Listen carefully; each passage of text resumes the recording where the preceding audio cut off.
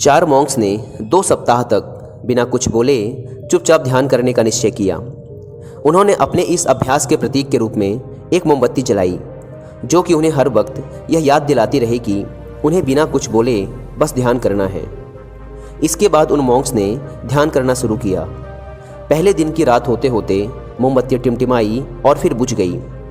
यह देखते ही पहले मॉन्क ने कहा, अरे नहीं, यह मोमबत्ती तो बुझ गई।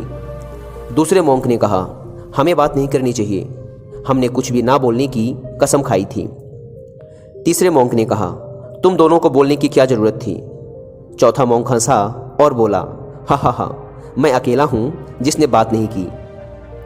दोस्तों, उन सभी के बोलने के अपने अलग अलग कारण थे, लेकिन चारों में से प्रत्येक ने बिना कुछ सोचे तुरंत ही अपने विचार रख दिए। उनमें से किसी ने भी स्थिति को सुधारने का प्रयास नहीं किया। उसी आश्रम में उन चारों के अलावा एक बूढ़ा बुद्धिमान मॉन्क भी था। वह बिना कुछ बोले और उनकी तरफ ध्यान दिए बिना ही चुपचाप ध्यान करता रहा।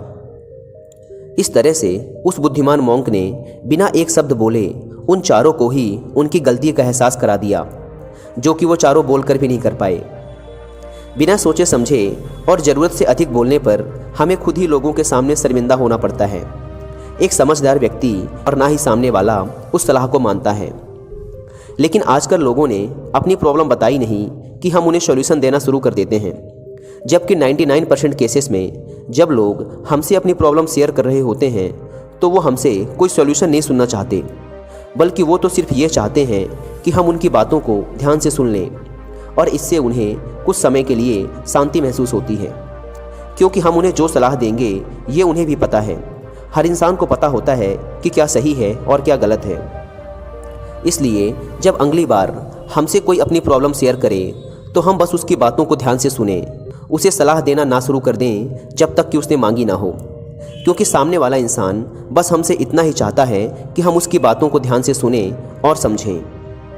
ये बात तो आप लोगों ने भी सुनी होगी, हम जितना कम बोलते हैं उतने ही समझदार होते जाते हैं, और इसका उल्टा भी उतना ही सही है।